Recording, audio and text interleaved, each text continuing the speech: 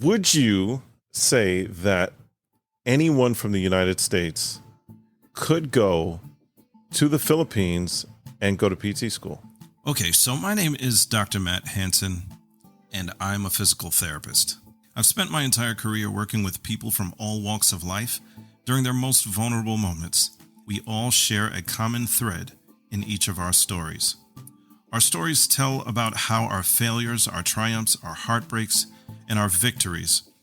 Our stories tell others of how our experiences shape us and make us who we are. In this series, I hope to bring you the stories of all of us, overcoming and finding understanding. Don't forget to subscribe to our channel. Stick around, listen, like us on Instagram at AskDrHansenPT, and you can also check us out on TikTok. Listen, thank you for joining us for part 3 in our 4-part series, where Kyra discusses how she saved an incredible amount of money going to school in the Philippines. We hope that you enjoyed the series so far, and here is part 3 of our series. Would you say that anyone from the United States could go to the Philippines and go to PT school?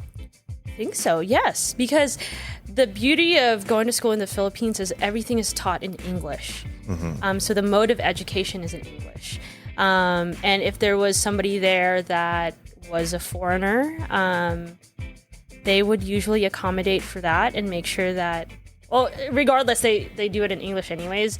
But sometimes during our classes, our teachers would be like, oh, is there anybody here that can't understand Hiligaynon or like the dialect?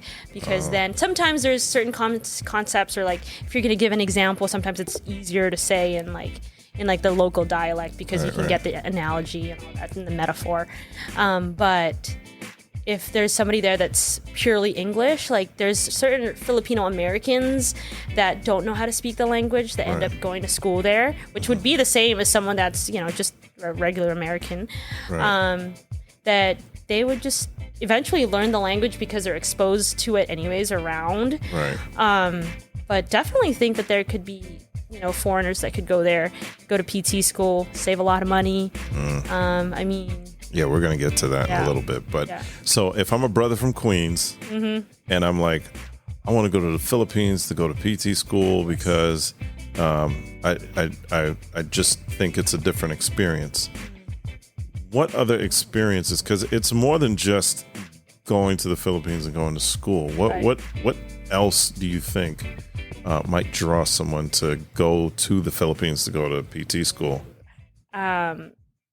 My draw would be, it's more fun. I feel like when you go to another country that the culture is different, the people are different, you learn from, one is learning things that are outside of just the PT practice. I think learning about your character, learning to be humble and humility, discipline, being able to understand compassion. I think that those are things that I learned out there that I feel like when you go to a first world country, you don't know what poor really is. And you go there and you're like, man, like these people really take education really seriously because this is their only way. That's a ticket.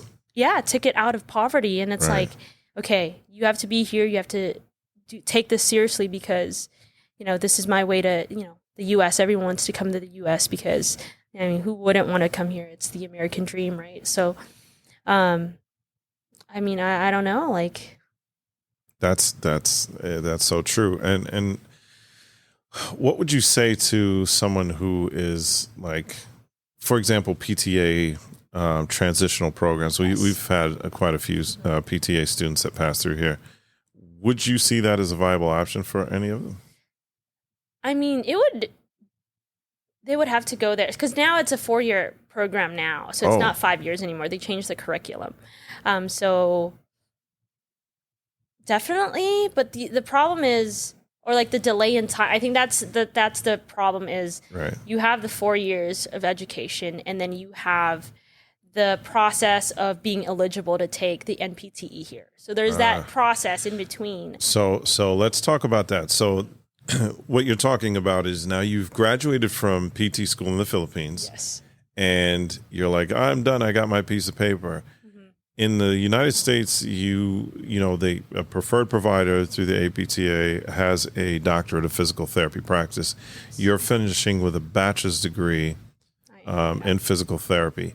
So walk me through that process, because you're not licensed at that point. Mm-hmm. So tell me how you got to that next step. So before I even graduated from PT school in the Philippines, I had already looked up at what process I needed to take to get my degree. So right. I requested my transcript a day after I graduated from PT school out there. But usually this is how it goes.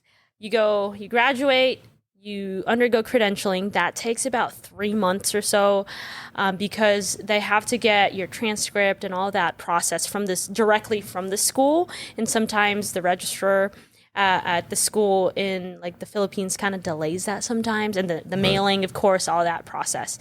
And then you have to take the English proficiency exam. California is pretty strict, where regardless if you're a U.S. citizen or not, you have to take the English proficiency exam for your credentialing to even start processing. Right. So I did that, and then I reviewed for my boards during that whole process that I'm just waiting. And then you basically take the boards. You wait for that letter. Oh, and then you also have to, once you pass the board exam though, mm-hmm. you're not licensed yet. So that's the difference. You pass the boards, you have to pass your law exam, obviously.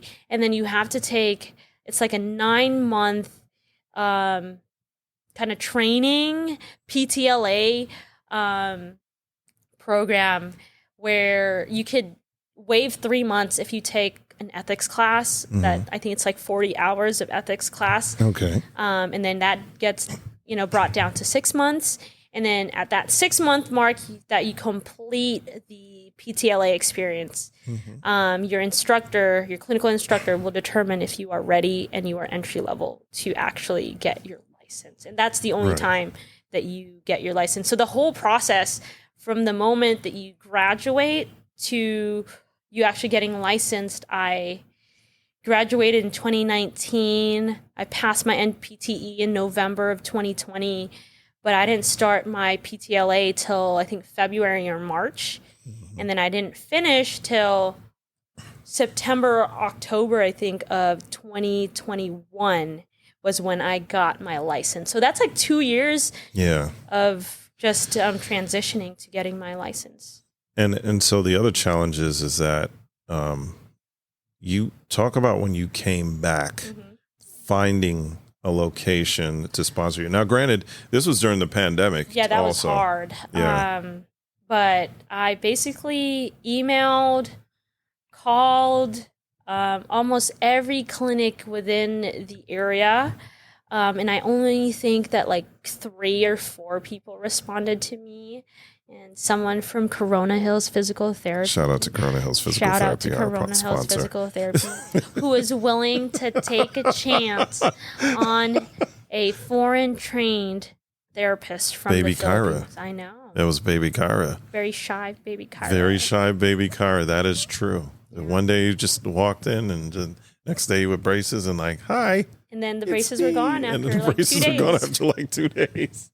That was awesome. That was the world's fastest braces moment.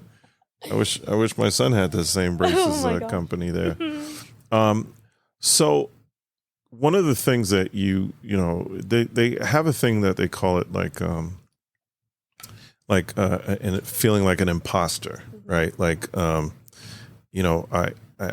feel like there's a point where you get to a point of success, and then you succeed in something, and then you look back and you say, well, maybe I'm not good enough. Mm-hmm. What was that like for you? Because I watched you go through that period, because there was a sense that because you went to school in the Philippines, that maybe you didn't know enough, or could compete with the kids who went to school in the States. What was that whole thing like for you? Imposter syndrome is what it's called. Is that what it's called? It's called imposter syndrome. I was so nervous. I would always compare myself, I guess. I'm I don't think I'm going to be good enough against all these U.S. trained physical therapists.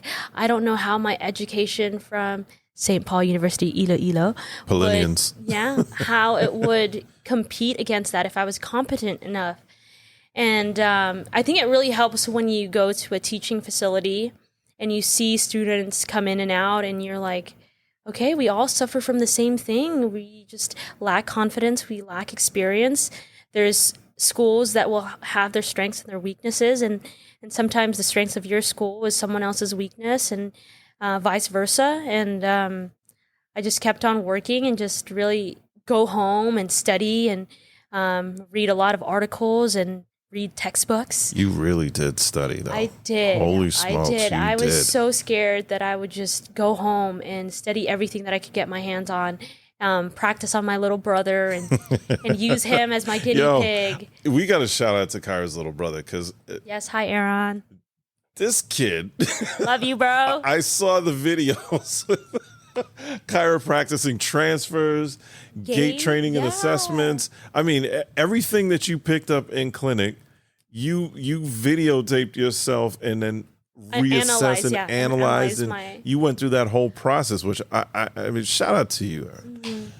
I really did. I wanted to I didn't want to waste this opportunity, because when someone takes a chance on you, you really do have to really work really hard and just be like, okay, I'm going to work my butt off just to make sure that this person didn't make the wrong choice, and prove them that somebody out there might be smarter than me, but I'm going to tell myself that nobody's going to outwork me. And that's what I always tell. That's kind of like the Mamba mindset. Oh, yes. Kobe Bryant. Yes.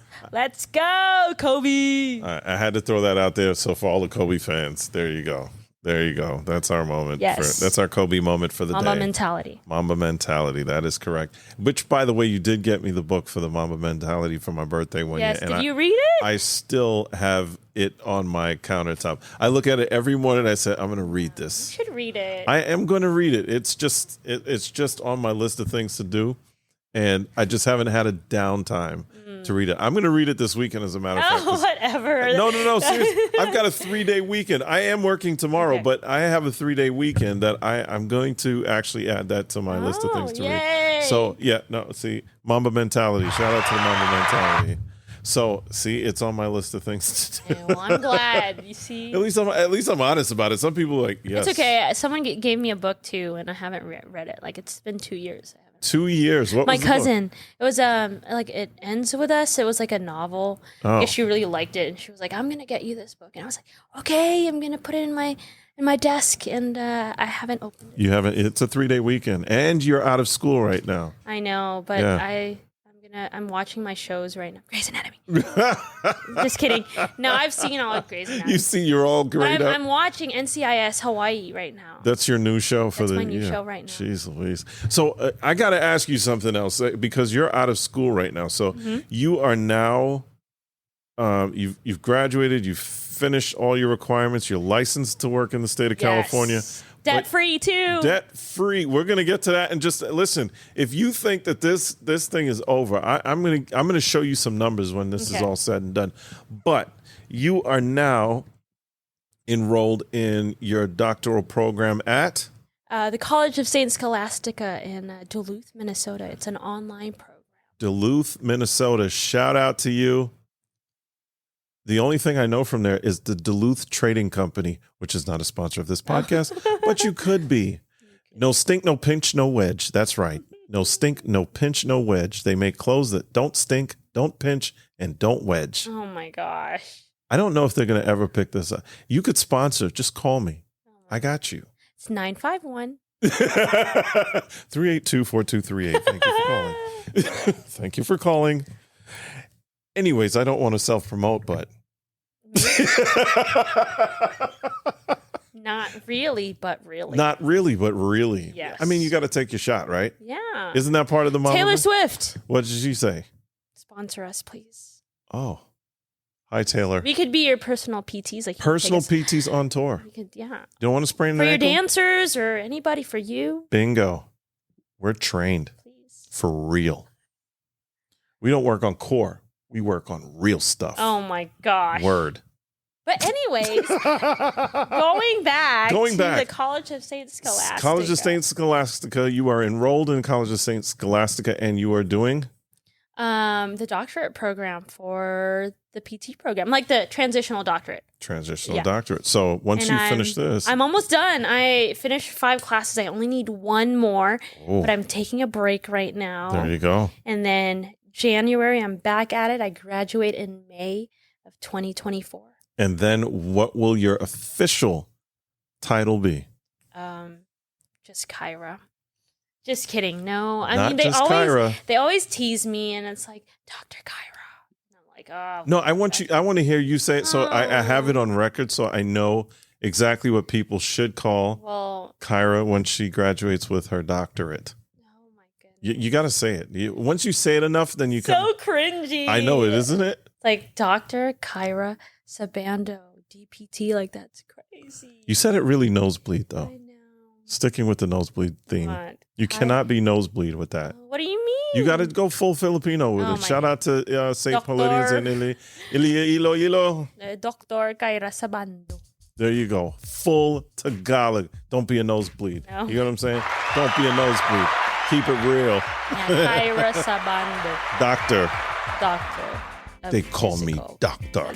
Therapy. I know. It's really cringy when you get to that point and you're getting to that whole, somebody's going to actually call me doctor now. Listen, stay tuned for part 3 of this discussion. I know, and they look at me here and I'm like, hey, Kyra's going to break down exactly how she like Dr. made the brave choice to go to school in the Philippines and save an extraordinary amount of money to go to PT school. Listen, we hope that you're enjoying the series, and stay tuned for part 3 in our 4-part series. If you haven't done so already, don't forget to subscribe to the podcast, as well as to go and join us on TikTok and Instagram for additional footage and insight into this podcast. Listen, thank you for joining us. I'm your host, Dr. Hansen, at The Ask.